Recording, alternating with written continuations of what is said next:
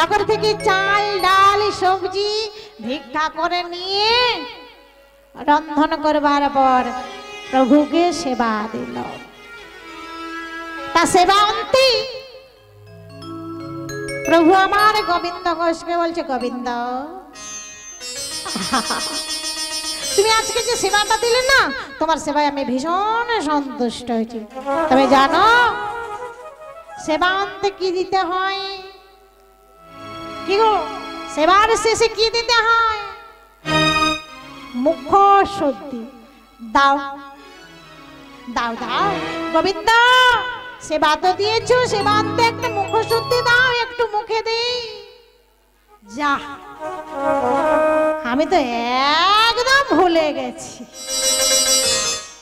সেবার শেষে যে মুখ শুদ্ধিটা দিতে হয় সে কথা তো ভুলে। আচ্ছা প্রভু তুমি একটু দাঁড়াও, আমি যাব আর আসবো। এই বলে গোবিন্দ ঘোষ আবার নগরে ভিক্ষা করতে গেছে। নগরী ভিক্ষা করে একটা হরিতকি পেল। একটা হরিতকি নিয়ে রাস্তায় আসছে আর মনে মনে চিন্তা করছে, আজ তো প্রভু সেবা অন্তে মুখশুদ্ধি চাইলো, আজ আমি একটা হরিতকি পেয়েছি, তবে এটা প্রভুকে পুরোটা দেব না, অর্ধেক দেব। অর্ধেকটা দেব আর অর্ধেকটা আমার কাছে রেখে দেব। প্রভু যদি আবার কালকে চেয়ে বসি। তাই কি করেছে জানো? অর্ধেক করে এইভাবে বেঁধে নিয়ে চলে যাচ্ছে। বলছে প্রভু এই নাও নাও নাও, ধরো ধরো ধরো বলে অর্ধেক মুখশুদ্ধি প্রভুর হাতে দিয়ে দিল। চারিদিকে অন্তরে জানি ভগবান অন্তরে জানিল ভক্তের এই কুবাসনা, প্রভুর মনে সাড়া দিল।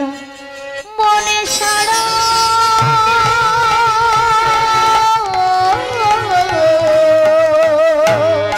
মনে সাড়া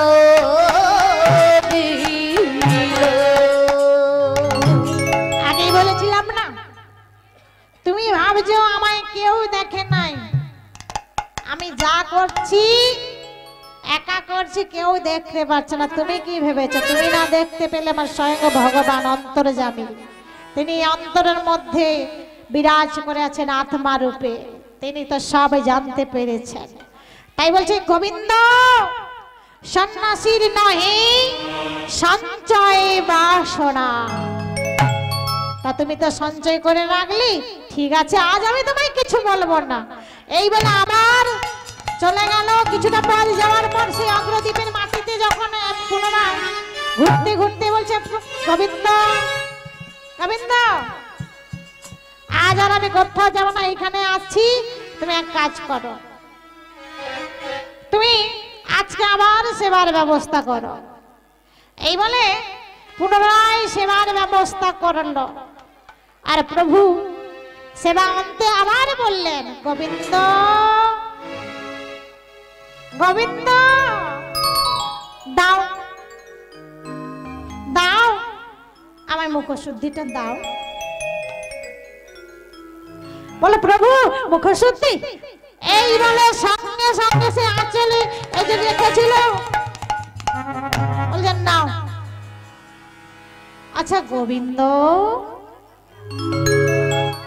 কাল যখন সেবা অন্তে তোমায় মুখশুদ্ধি চাইলাম, তোমার তো অনেক দেরি হলো, কিন্তু আজ যেই তোমাকে মুখশুদ্ধি চাইলাম সঙ্গে সঙ্গে দিয়ে দিলে, ব্যাপারটা কি গো?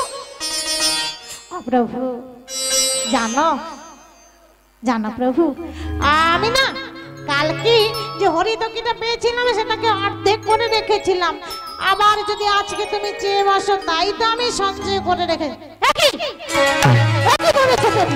তুমি জানো না সন্ন্যাসীর নহে সঞ্চয়ের বাসনা, সঞ্চয়ের বাসনা, সন্ন্যাসীর নহে সঞ্চয়ের বাসনা, সঞ্চয়ের বাসনা, সন্ন্যাসীর নহে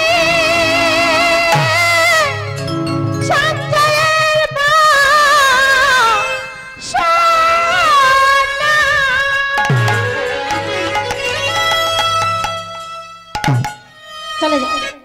চলে যাও, তুমি আমার চোখের সামনে থেকে চলে যাও। তুমি জানো না সন্ন্যাসীদের সঞ্চয় করতে নেই, তুমি সেই সঞ্চয় করলে। চলে যাও, আমি তোমার মুখ দর্শন করতে চাই।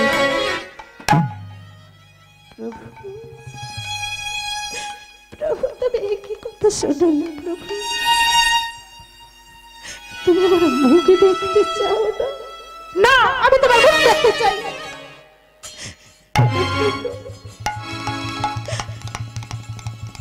এই মুখ সত্যিটা সঞ্চয় করেছিলাম বলে তুমি আমার মুখ দেখতে চাইছো না?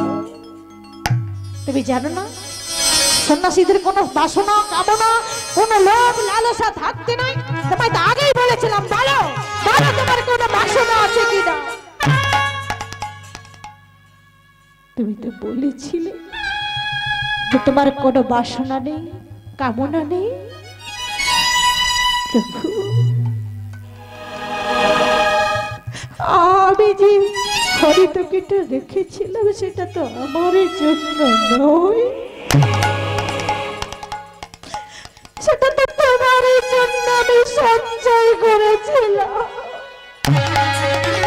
আমি কোনো কথা শুনতে চাই না, চলে যাও, চলে যাও তুমি। বেশ, শোনো গোবিন্দ, আজ থেকে আমি তোমার সঙ্গ পরিত্যাগ করলাম। আজ থেকে তুমি আমার সঙ্গী হবে না, তোমাকে আমি সঙ্গী ছাড়া করলাম। এই বলে প্রভু আমার যেই চলে যাচ্ছি, অগ্রদেবের মাটিতে গোবিন্দ ঘোষকে ফেলে যেই প্রভু চলে যাচ্ছি, তখন গোবিন্দ ঘোষ বলছে, প্রভু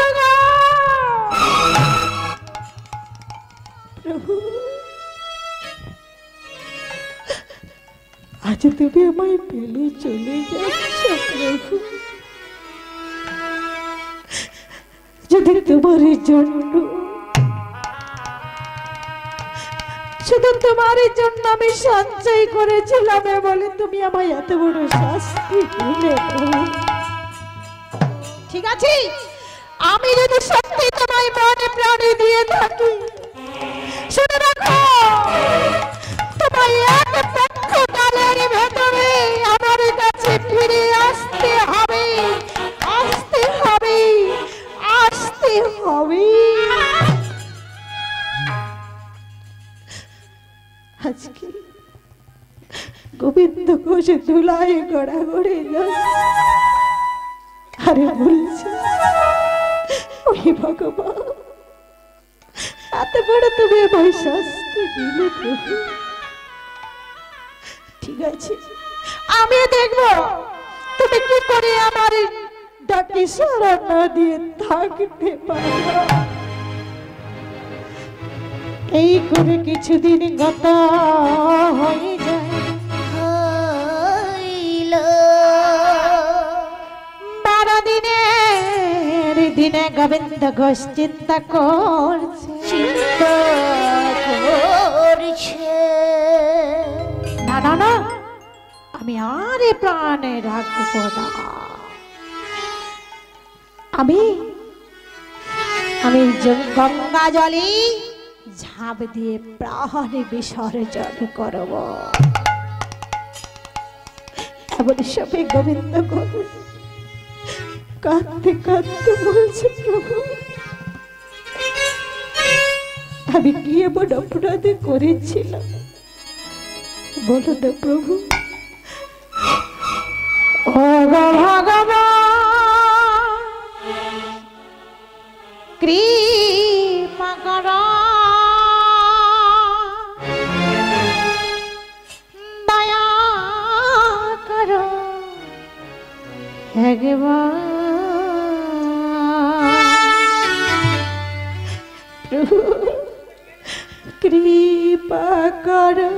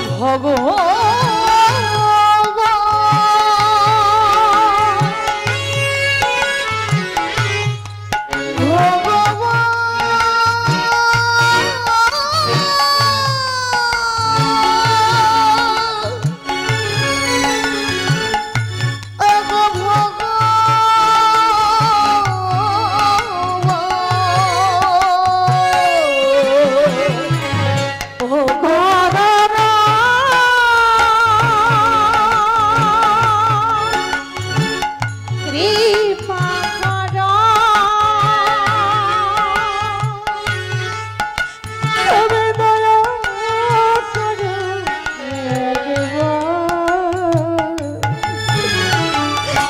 কৃপা করো তুমি দয়া করো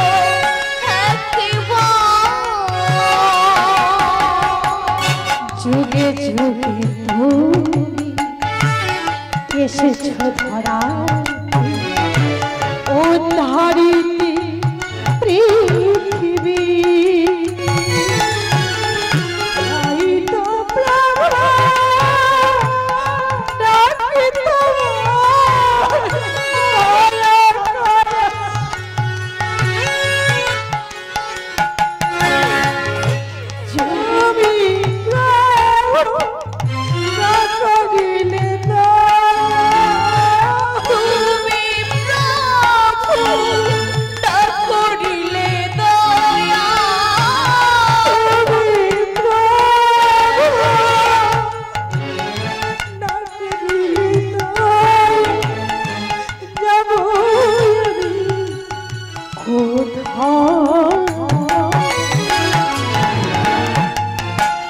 দয়া করো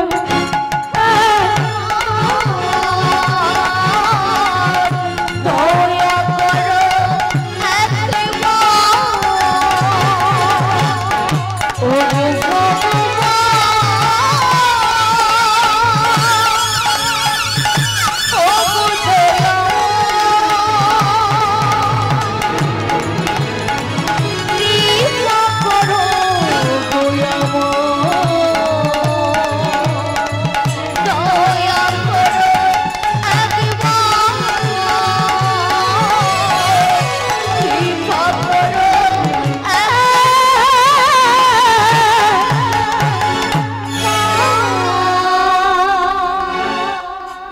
গঙ্গাতে যেই জলে ঝাঁপ দিতে যাচ্ছি এমন সময় দৈব বাণী করলো গোবিন্দ গোবিন্দ গোবিন্দ ঘোষ গঙ্গার জলে ঝাঁপ দিয়ে প্রাণ বিসর্জন করতে গিয়ে যখন এই দৈব বাণী শুনতে পেল কে কে ফিরে যাও গোবিন্দ ফিরে যাও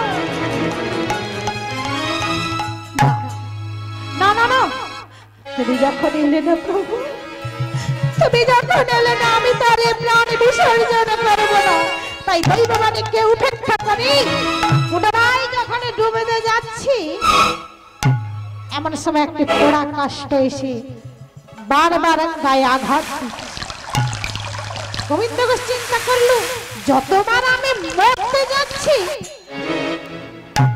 এই পোড়া কাষ্ঠটা আমার গায়ে লেগে যাচ্ছে যতবার সরিয়ে দিচ্ছে ততবার গায়ে এসে লেগে যাচ্ছে এমন সময় রেগে গিয়ে কি করলো জানো সেই পোড়া কাষ্ঠটাকে দূরে ছুঁড়ে ফেলে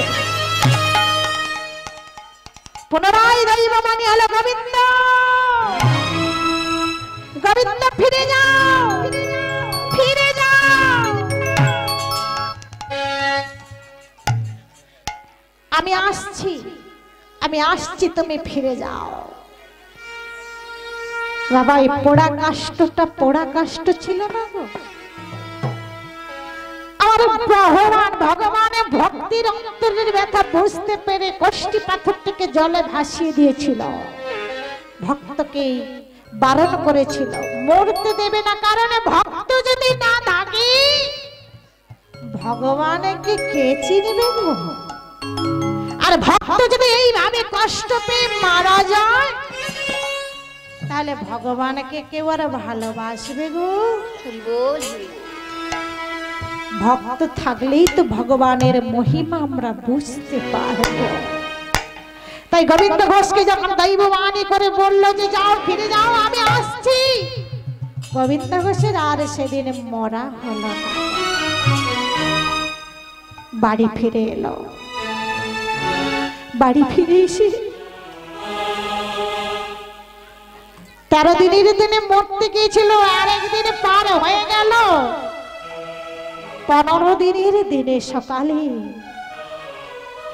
গোবিন্দ ঘোষ নয়নে বাড়ি বরিশাল করে বলছে, প্রভু তুমি তো আমায় সতর্ক করেছিলে যে তুমি আসবে, কিন্তু কই প্রভু তুমি তো এলে না। তবে কি তাহলে সবে মিথ্যে ছিল? তাহলে কি ভুল ছিল? না না না, তবে তুমি যদি সত্যি আজকে এসে আমায় যদি না দেখা দাও, তাহলে আমি আর এই প্রাণে রাখবো না, আমি আর এই প্রাণে রাখবো না। এই বলে নয়নে বাড়ি বরিশাল করে ভগবানের নামে গাইছে আর বলছে, তুমি কাতা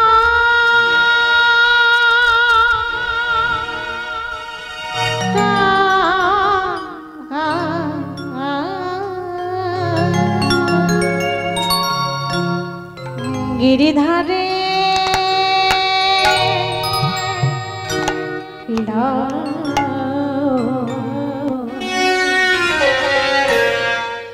তুমি আড়ালে রলি রবি তুমি আড়ালে আড়ালে রবি আর কত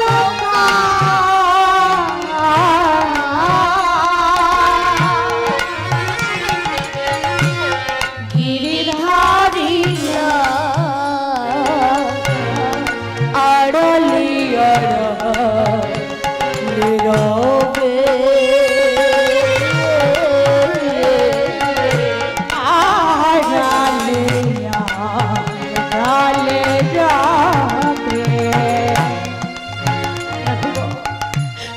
নয়নের ঝরা আবির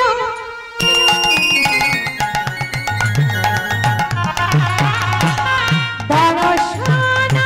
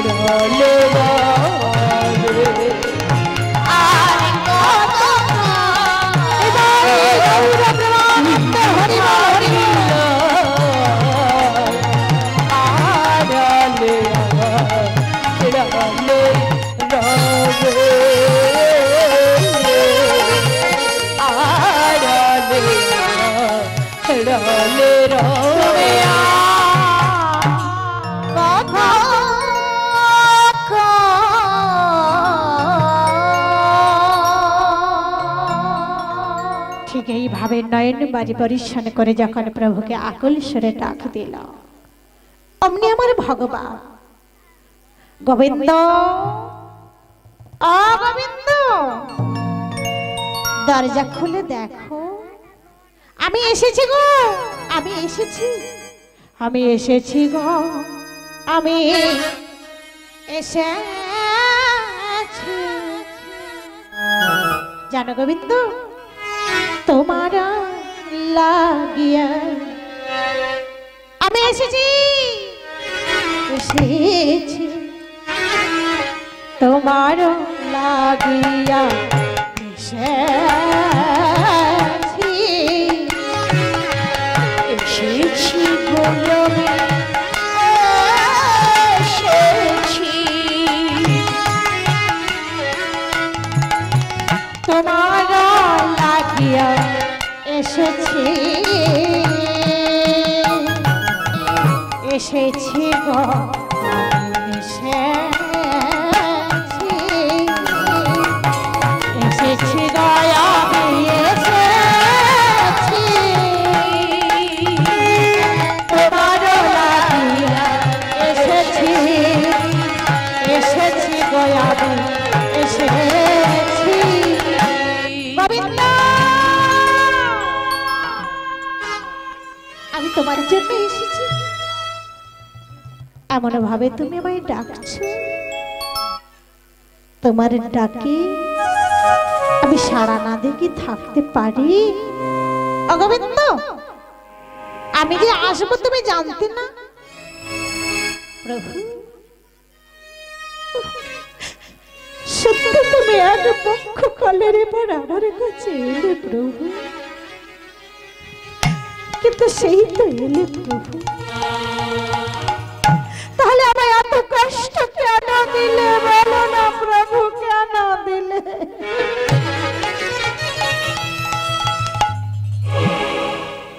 জানো, কষ্টে পাথরে যেমন সোনাকে যাচাই করা হয়, তেমনি তোমাকে আমায় যাচাই করে নিতে হবে না? তুমি সত্যি ভগবানের নাম নিতে পারবে কিনা, দুঃখ কষ্ট সহ্য করতে পারবে কিনা তোমায় দেখে নিতে হবে না? আমায় দেখে নিতে হবে না? তা তুমি সত্যি সত্যি তুমি ভক্ত, তোমার মতো ভক্ত যেন সবাই হতে পারে। জানো গোবিন্দ, আমি যে আসবো তোমায় তো আগামবার তো পাঠিয়েছিলাম, কই সেই কষ্টি পাথরটি কোথায়? দাও দাও, তাড়াতাড়ি করে কষ্টি পাথরটা দাও। কষ্টি পাথর? বলছে হ্যাঁ। কেন? ওই গঙ্গাতে তুমি কোনো পাথর কুড়িয়ে পাওনি? বলছো কষ্টি পাথর, ও যেটাকে আমি কাঠ বলি। সর্বনাশ, তুমি একবার ভালো করে দেখলে না সেটা কি জিনিস? তুমি কাঠ বলে সেটাকে ছুঁড়ে ফেলে দিয়ে এসেছো।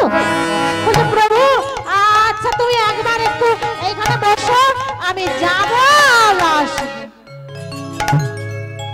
এই বলে গোবিন্দ ঘোষ সেই গঙ্গার ঘাটে গিয়ে শ্মশানে যে পোড়া কাষ্ঠটা ভাবে ফেলে দিয়েছিল সেখানে গিয়ে খুঁজতে লাগলো, প্রভু কোথায় সেই কষ্টি পাথর, কোথায় সে? হঠাৎ খুঁজতে খুঁজতে দেখতে পেল সেই কষ্টি পাথর। আহারে, সেই কষ্টি পাথরের গায়ে যে প্রভুর নাম লেখা রয়েছে। এই বলে আর বিলম্ব না করে পাথরও জলে ভাসি, এটা ভাবা যায়? পাথর কিন্তু জলে ভাসি, কারণ ত্রেতা যুগে আমার রামচন্দ্র যখন সীতাকে হরণ করে নিয়ে গেছিল রাবণ রাজা, তখন সেতু বন্ধন করবার জন্য হনুমান কি করেছিল গো? সাগর বন্ধন করেছিল, সেতু নির্মাণ করেছিল কি দিয়ে? পাথর দিয়ে। এত বড় সমুদ্রে পাথর দিয়ে সেতু বন্ধন করেছিল। রাম নামে আমার সেই বড় বড় পাথরগুলো জলে ভেসেছিল। নামের কি মহিমা! তাই আজকে কষ্টি পাথরে নাম, প্রভুর যে নাম লেখা ছিল, তাই তো পাথরটি জলে ভেসেছিল। তাই আর বিলম্ব না করে কষ্টি পাথরটিকে মাথায় নয় ছুটতে ছুটতে আছে প্রভু, প্রভু, প্রভু, এই আমি পেয়ে গেছি, পেয়ে গেছি, পেয়ে গেছি। আমার সবাই সেই কষ্টি পাথরটা নিয়ে এসে প্রভুর হাতে তুলে দিল। আর কষ্টি পাথরটাকে পেয়ে বলছে, শোনো গোবিন্দ, আজ থেকে তোমার আর কোনো দুঃখ কষ্ট থাকবে না। আমি তো তোমার সঙ্গে সবসময় থাকতে পারবো না, তার জন্য জানো আমি এই কষ্টি পাথর দিয়ে আজকে একটা বিগ্রহ বানিয়ে দেব। তাই আমার প্রভু কি করলো, একটা বিগ্রহ স্থাপন করে নাম রেখে দিল গোপী। শোনো গোবিন্দ, আজ থেকে এই গোপীনাথ আর আমি গোপীনাথ, আমার নাম সঙ্গে কোনো তুলনা হয় না। আজ থেকে তুমি এই গোপীনাথের সেবা করবে। তবে শোনো শোনো শোনো, তুমি তো একা মানুষ, একা একা কি কোনো কাজ ভালো লাগে? তাই এক কাজ করো, তুমি বিবাহ করে নাও। বিবাহ করে স্বামী স্ত্রী দুজনে মিলে আজ থেকে ওই গোপীনাথের সেবা পূজা করো। তাই প্রভু আমার সে গোপীনাথকে স্থাপন করে গোবিন্দ ঘোষকে বলে প্রভু চলে গেল। আর এদিকে গোবিন্দ ঘোষ আমার বিবাহ করল গো। বিবাহ করবার পরে স্বামী স্ত্রী, সে গোবিন্দ ঘোষের স্ত্রীর নাম ছিল মাধবী। মাধবী আর গোবিন্দ দুজনে মিলে প্রতিদিন গোপীনাথের সেবা পূজা করে। তবে জানো, বিবাহ করবার পর কিন্তু গোপীনাথের সারা দিনে 4 বার সেবা দিত। কিন্তু গোপীনাথকে সেবা দিতে দিতে 4 বারের বদলে ধীরে ধীরে সেবা কমতে থাকলো। যখন কিছুদিন অতীত হয়ে গেল, ভগবান আমার কৃপাময় কৃপা করে গোবিন্দ ঘোষের একটি সন্তান দান করল।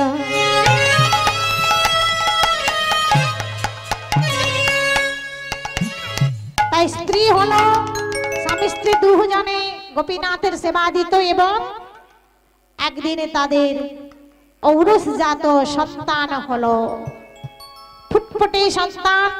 সেই সন্তানের ছেলে সন্তান হয়েছে বলে আদর করে নাম রাখলো ছোট গোপীনাথ। বললো, শোনো শোনো মাধবী, আমার মন্দিরের গোপীনাথ হলো বড় গোপীনাথ, আর এই যে আমার ছেলে এ হলো ছোট গোপীনাথ। তবে শোনো শোনো, ও হলো আমার বড় ছেলে আর এ হলো আমার ছোট ছেলে। তাই শোনো, আজ থেকে 2 ছেলের সেবা দেবে, সেবার যেন কোনো অযত্ন না হয়। এই বলে গোপীনাথ আমার প্রত্যেক দিন মাধুপুরি করে আর সেবার সামগ্রী নিয়ে এসে তার স্ত্রীকে দেয়। কিন্তু একদিন যায়, 2 দিন যায়, ধীরে ধীরে সেবা কমতে শুরু করলো। 4 বারের গায়ে 3 বার হলো, 3 বারের গায়ে 2 বার হলো। দেখুন, সংসারের ঝামেলায় যখন পড়া যায় না, সংসারের চাপে আমরা গোবিন্দকে ভুলে যাই। যার সেবা করব বলে এই মানব দেহটা পেলাম, কৃষ্ণ ভজনের দেহ পেলাম, তারই নাম করতে আমাদের ভীষণ কষ্ট হচ্ছে, ঝামেলা হচ্ছে। প্রভুর সেবা দিতে আমাদের সময় হাতে নাই। আমরা এমন কর্মব্যস্ত মানুষ হয়ে পড়েছি। কেন? যখন একা ছিলাম তখন ভালো ছিলাম, যখন সঙ্গের সাথী হলো তখন ঝামেলাটা বড় করে বাড়তে শুরু করলো। সংসারের ঝামেলা, ছেলেকে মানুষ করবার ঝামেলা, ছেলেকে মানুষের মতো মানুষ করবার ঝামেলা। ছেলেকে মানুষ করতে করতে ভগবানের সেবা পূজা পরে পরে কমে যাচ্ছে, সেবা দেওয়ার সময় পাচ্ছে না। কেন? ছেলে হয়েছে যে ছেলে, একটা ছেলে হোক দুটো ছেলে হোক, ছেলে সুখ দেবে না শান্তি দেবে, কোনোটাই দেবে না। শান্তি ছাড়া, জ্বালা ছাড়া, দুঃখ ছাড়া কিছুই দেবে না। তাই আজকে গোপীনাথের সেবা যখন কমতে শুরু করলো, ভগবান বলছে কি গোপীনাথের সেবা কমে যাচ্ছে, আমাকে সেবা দিচ্ছে না। এই গোবিন্দ ঘোষের হলোটা কি? ও ধীরে ধীরে মায়া জালে আবদ্ধ হয়ে পড়েছে। আচ্ছা গোবিন্দের কথা ছাড়ো, আমাদেরও তো ঠিক একই অবস্থা। যখন একা থাকি তখন কত কথা চিন্তা করি, আমি এটা করব, ওটা করব, সেটা করব।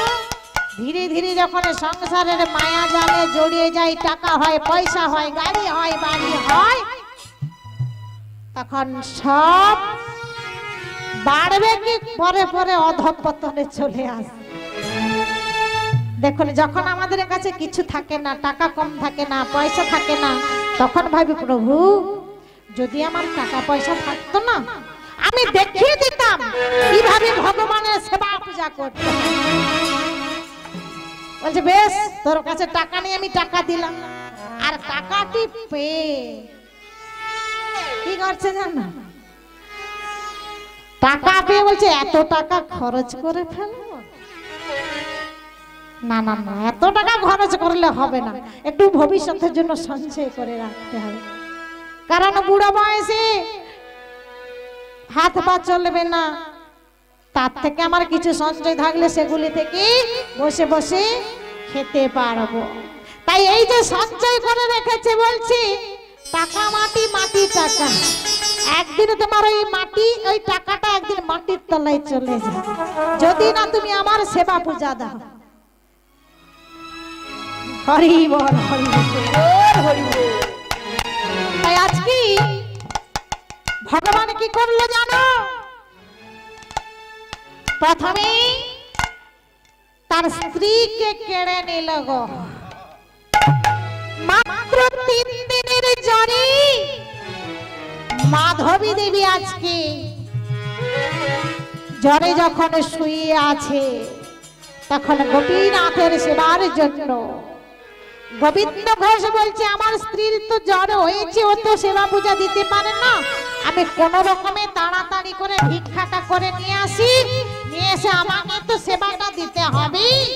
এতদিন আমার স্ত্রী সেবা দিত, আজকে আমায় তো সেবা দিতে হবে, যাই তাড়াতাড়ি করে ভিক্ষাটা করে নিয়ে আসি। এই বলেই ভিক্ষা করতে গিয়েছে গো।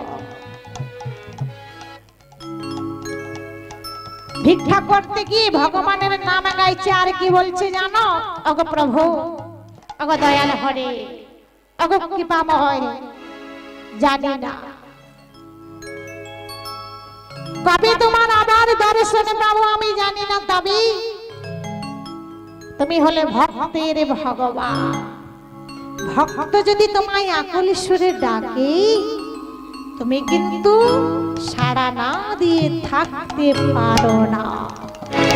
তাই ভগবানের নাম গাইছে আর বলছে ভক্তের জানে তুমি ভাসিয়ে দাও। প্রভু তোমারই অপর করুণা,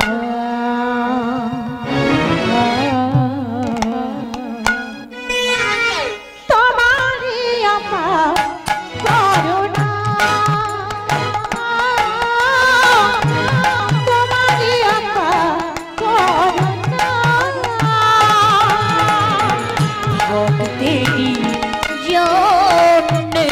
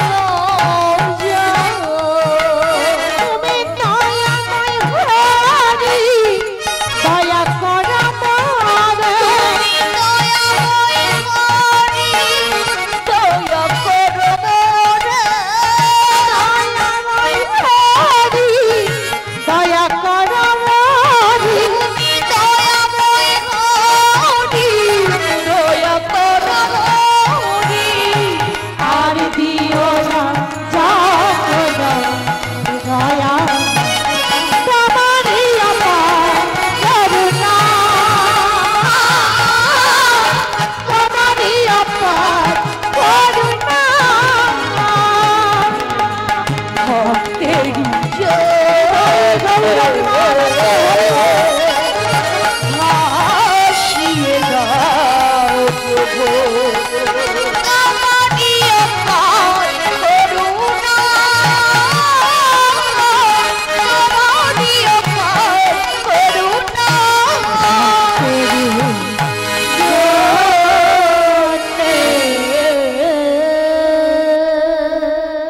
মাধবরী করতে করতে বাড়ি ফিরে এসে বলছে, মাধবী ও মাধবী, মাধবী কোনো সাড়া নেই। কি হলো? মাধবী কেন সাড়া দিচ্ছে না? ও মাধবী, মাধবী, মাধবী কোনো সাড়া না পায় গোবিন্দ ঘোষ যখন ভেতরে প্রবেশ করলো, মাধবী ও মাধবী, তোমার জ্বরটা মনে হয় বেশি বেড়েছে তাই না?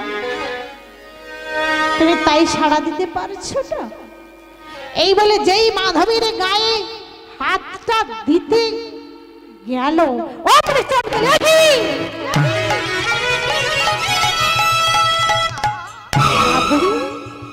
তোমার গাটা আমার ঠান্ডা কেন? কি হলো?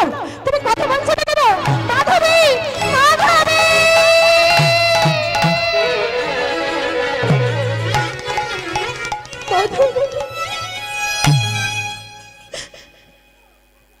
তুমি যেতে পারো না গো মাধবী, তুমি কথা বলছো না কেন? কথা বলো মাধবী, তুমি কথা বলো না, তুমি কথা বলো, কথা বলো। কে আর কথা বলবে গো? যার দেহ থেকে প্রাণটা চলে যায় সে কি আর কথা বলতে পারি? মাধবী যে মারা গেছে, এমন সবাই গোবিন্দ ঘোষ বলছে, হে কি তোমার লীলা, তুমি আমার স্বামী দিয়ে আমার স্বামী কেড়ে নিলে। তুমি না দয়াময়, তুমি না কৃপাময়। আজ আমি এই ছোট্ট ছেলেটাকে নিয়ে আজ আমি বড় অসহায় হয়ে গেলাম। মাধবী, আমি তো ভিক্ষায় চলে যাই, আমার এই ছেলেকে লক্ষ্য করবে কি? তুমি কথা বলো না, তুমি কথা বলো না, তুমি কথা বলো না।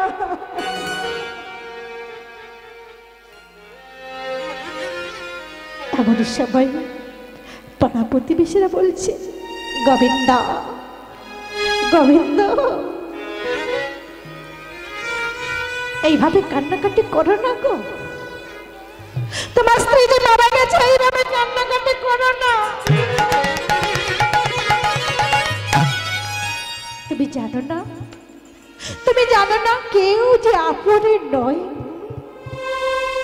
2-4 দিনের ভালোবাসায় আমরা যে এই পথে মেলামেশা করে দিনটা কাটিয়ে দিলাম, জানো না, জানো না তুমি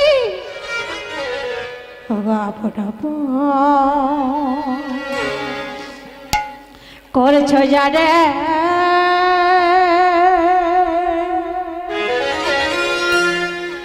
গোবিন্দ, সে তো আপন নয়।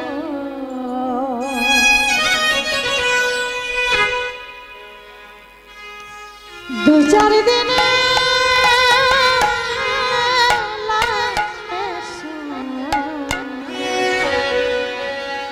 পথের পরিচয় মনর পথের পরিচয়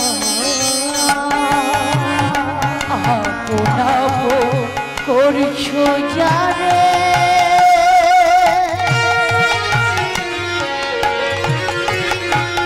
সে তুই আপন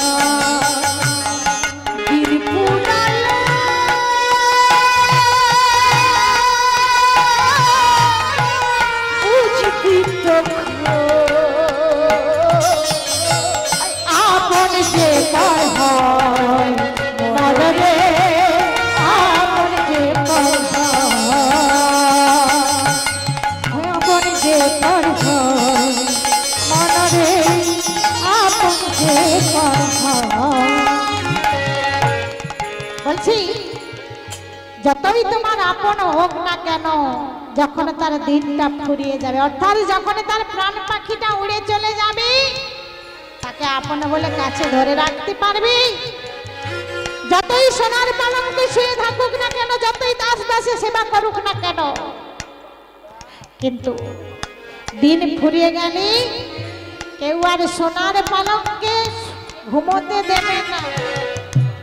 ওই পালঙ্ক থেকে টেনে নামিয়ে বাঁশের দোলনাতে দুলিয়ে দুলিয়ে নিয়ে যাবে।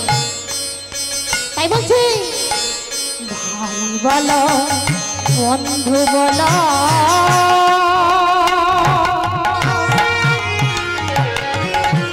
কেউ তো কারণ মনরে, কেউ তো কারণ বলো বন্ধু বলো, কেউ তো কারোর নয় মনরে, কেউ তো কারোর নয়। আবার দুটার দিনে ভালোবাসা, তুষার দিলে ভালোবাসা, পাথর পরিচয়, কেউ তো কারোর নয় মনরে, কেউ তো কারোর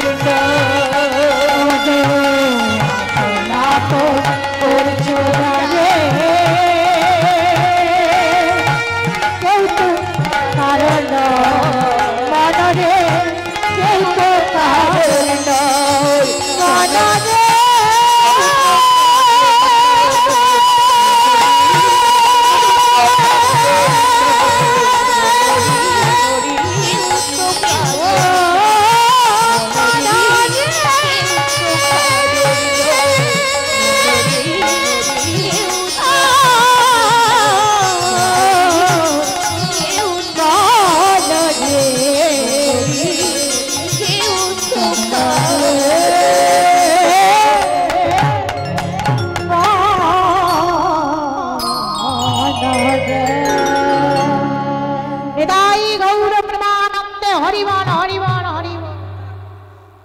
জয় রাধে।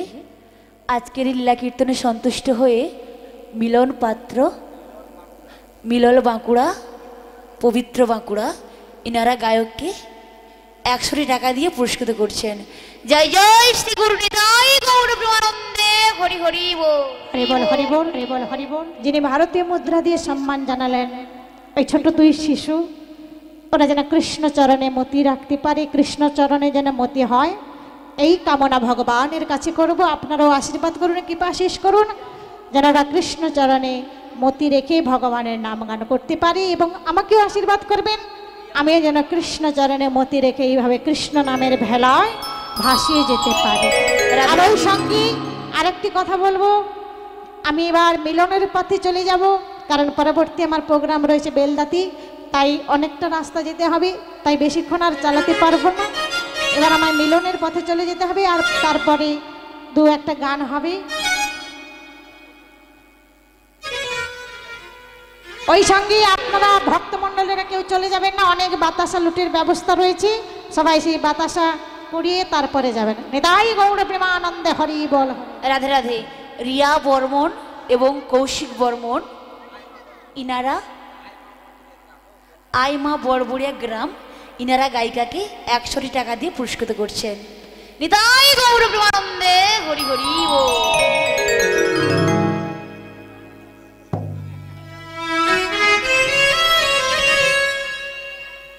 হরে কৃষ্ণ, জয় রাধে। এইভাবেই সান্ত্বনা দেওয়ার পর, মাধবীর সৎকাজ করবার পর গোবিন্দ ঘোষ ভিক্ষা করে নিয়ে এসে ভগবানের সেবা দেয় দিনে 1 বার। দেখুন, 4 বার, 3 বার, 2 বার, এখন 1 বার সেবা দেয়, তাও অর্ধেক দিন দেয়, অর্ধেক দিন দিতে পারে না, সময় দিতে পারে না, কারণ মনটা যে ভেঙে গেছে। ছোট্ট ছেলেটাকে নিয়ে ভীষণ অসহায় হয়ে গেল। আর ভগবান বলছে, না না না, এইভাবে তো চলতে পারে না, এর মায়াকে তো ছিন্ন করতে হবে, আমাকে যদি ওকে লাভ করতে হয়। এইভাবে মায়া জালে জড়িয়ে থাকলে তো চলবে না। যতই আমার আমার করবে তাহলে কি আর ভগবানকে পাবে? কি গো, তাই আজকে ভগবান আবার কি করলো জানো? সেই ছোট গোপীনাথকে ও কেড়ে নিল। একদিন ভিক্ষা করে গোবিন্দ ঘোষ বাড়ি ফিরেছি, এমন সময় সন্ধ্যেবেলায় দেখছি ছোট্ট ছেলেটা মন্দিরে মাথা ঘুরছে আর বলছে, মা গো, তুমি কোথায়? সারাদিন আমি মাঠে খেলা করি, কিন্তু আমি দেখি সবার মা এসে তার ছেলেকে কোলে তুলে নিয়ে বাড়ি চলে যায়, কিন্তু আমার মা কোথায়? বাবা সেই সকালবেলা বেরিয়ে যায় ভিক্ষায়, সারাদিন আমি একাই থাকি। কোথায় কোথায় আমার মা? ও গোপীনাথ, গোপীনাথ, মন্দিরের গোপীনাথকে জিজ্ঞাসা করছে সেই ছোট্ট গোপীনাথ, তুমি বলে দাও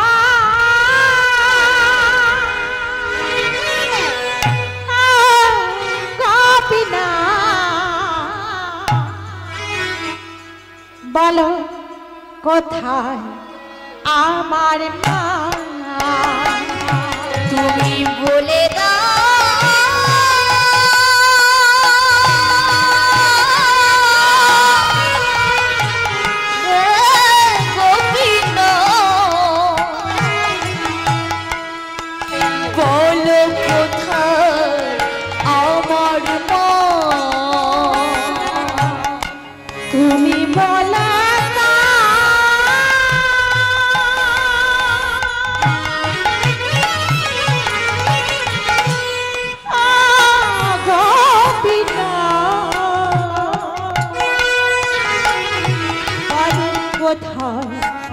আমার মা, তুমি বলে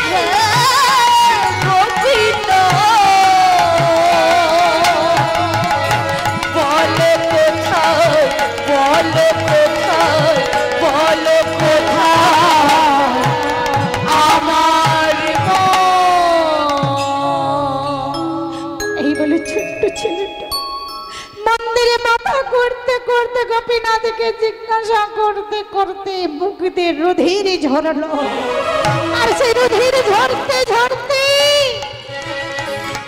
মন্দিরে শুয়ে রয়েছে, মুখ দিয়ে অঝরে ভাবে রুধির ঝরে চলেছে। আর এমন সময় গোপীনাথ, গোপীনাথ, গোপীনাথ, কোথায় রে বাবা? কোথায় গেলি? সাড়া দিচ্ছিস না কেন? ও গোপীনাথ, গোপীনাথ। হ্যাঁ বলিস। গোবিন্দ ঘোষ সে ঠাকুর ঘরে গিয়ে দেখল গোপীনাথের মুখ দিয়ে অঝোর ভাবে রুধির ঝরছে। গোপীনাথ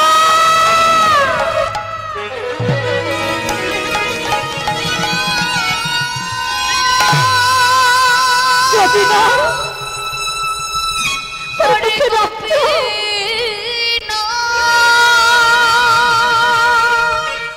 গোপীনাথ, কি হয়েছে? তোর কি হয়েছে? কথা বলছিস না কেন? একবার সারা দে।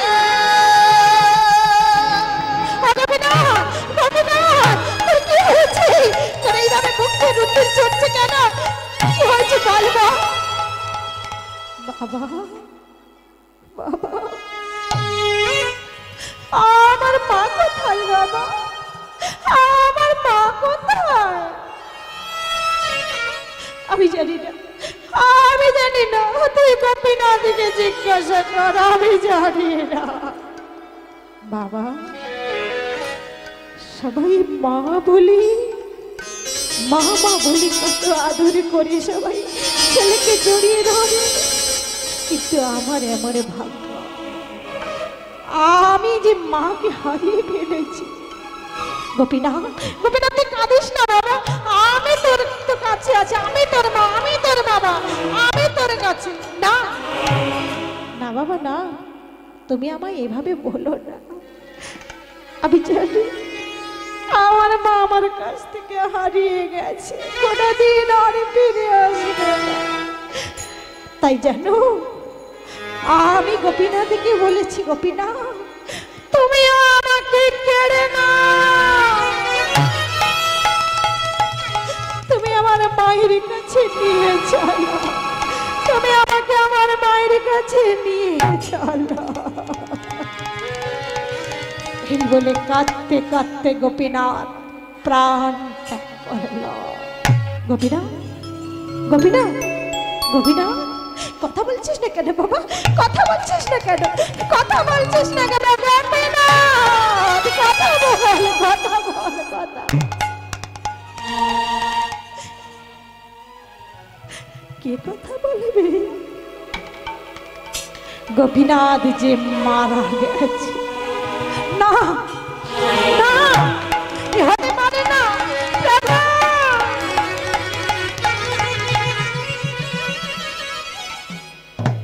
তুমি আমার কাছ থেকে সবই কেড়ে নিলে, আমার স্ত্রীকে কেড়ে নিয়েছ, আমি কিচ্ছু বলিনি। আমার ছেলেকেও তুমি কেড়ে নিলে। না না না, আমি আজ থেকে আর তোমার সেবা পূজা কিচ্ছু করবো না। তুমি নিষ্ঠুর, তুমি পাষাণ, তুমি পাষাণ, পাষাণ। এই বলে সেই দিন থেকে গোপীনাথের মৃত্যুর পর গোবিন্দ ঘোষ আর ভগবানের সেবা দেয় না। আজ 4 দিন হয়ে গেল গোপীনাথের সেবা হয় না, কারণ নিজে চলতে পারে না, বয়স হয়ে গেছে, সেবা কি করে দেবে? নিজেই তো অনাহারে রয়েছে, নিজেও সেবা করে না, আর গোপীনাথকেও সেবা দিতে পারে না। তাই আজকে যখন ক্ষুধায় জ্বালায় অনাহারে পাগুলি চলছে না বলে বিছানা শয্যা হয়েছে, এমন সময় মন্দিরের গোপীনাথ আর থাকতে পারল না। আজকে ভগবান একটি ছোট্ট বালকের রূপ ধরে গোবিন্দের কাছে এসে বলছে, বাবা বাবা, আজ 4 দিন হয়ে গেল, তুমি আমায় কিচ্ছু খেতে দাও নি বাবা, আমার একটু খেতে দাও না, আমার যে ভীষণ ক্ষুধা লেগেছে, দাও না বাবা আমার একটু খেতে। কে কে? আমি গোপীনাথ। গোপীনাথ? তা আমার তো কোনো ছেলে নাই, তুই আমি বাবা বলে ডাকছিস কেন? গোপীনাথ, আমি যে তোমার বড় গোপীনাথ না, এ হতে পারে না। চলে যাও, চলে যাও, আমার কোনো ছেলে নাই, আমি কারোর বাবা না। ও বাবা, বাবা আমায় কিছু খেতে দাও না বাবা। গোবিন্দ ঘোষ বলছে, তুই মন্দিরের গোপীনাথ? ও আমার স্ত্রীকে কেড়ে নিয়েছো, আমার ছেলেকে কেড়ে নিয়েছো, এবার আমাকে খেতে এসেছো? চলে যাও, চলে যাও। বাবা, আমি যে তোমার ছেলে, তুমি এইভাবে আমি তাড়িয়ে দিও না বাবা। তুই আমার ছেলে, সত্যি বলছিস তুই আমার ছেলে? বলছো হ্যাঁ আমি তোমার ছেলে। বেশ, তুই যদি আমার ছেলে হোস তাহলে কথা দি, তুই কথা দি আমি মরবার পর তুই আমার নামে শ্রাদ্ধ দিবি, তুই আমার নামে পিণ্ডদান করবি। হ্যাঁ আমি কথা দিলাম। দেখো ভক্তের কাছে ভগবান কেমন নিজেকে বিলিয়ে দেয়। আজ বলছে ঠিক আছে, তুমি যদি সত্যি আমাকে কথা দিতে পারো তাহলে আমি তোমায় সেবা দেব, দাও কথা দাও। এই আমি ত্রিসত্য করলাম। যতদিন পৃথিবীতে চন্দ্র সূর্য থাকবে ততদিন আমি তোমার প্রত্যেক বছর সেই অগ্রদ্বীপের মাটিতে এখনো পর্যন্ত ভগবান সেই চৈত্র মাসে অগ্রদ্বীপের মাটিতে ভগবান 1 মাস হব্বিষি অন্ন সেবা করে, রাজবেশ পরিত্যাগ করে আমার কাছা পরিধান করে ভগবান সেই কথা রক্ষা করে চলেছে। হরি বল। যাই হোক, এইখানে আমি লীলা বিশ্রাম রাখবো, অনেক বেলা হয়ে গেছে।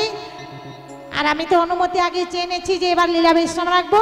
তাই ভগবান ভক্তির জন্য ভগবান কত কি করে, তবে ডাকার মতো ডাকলে তবেই কিন্তু ভগবান তোমার ডাকে সাড়া দেবে। তোমার ছেলে হয়েও তোমায় দেখা দেবে, তোমার ছেলে হয়েও তোমার সেবা যত্ন করতে পারে যদি তুমি সেইভাবে ভাবিতা হতে পারো। তাই যাই হোক, গোবিন্দ ঘোষ মারা যাওয়ার পর ভগবান আমার 1 মাস কাছা পরিধান করেছিল এবং সেই অগ্রদ্বীপের মাটিতে এখনো প্রত্যেক বছর ভগবান আমার সেই গোবিন্দ ঘোষের পিণ্ডদান করে চলেছে। 1 মাস হব্বিষি অন্ন সেবা করে এবং কাছা পরিধান করে সেই নিয়মটাকে পালন করে চলেছে। হরিবল হরিবল। এইখানে রহিল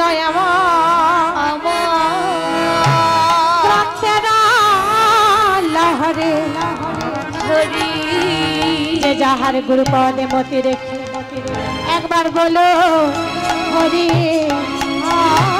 বলুন হরি হরি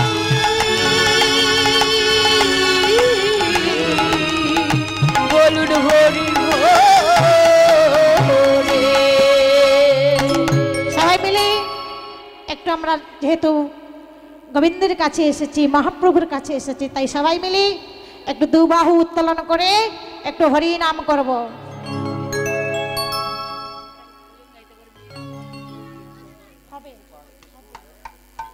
জয় রাধে গোবিন্দ জয় রাধে রাধে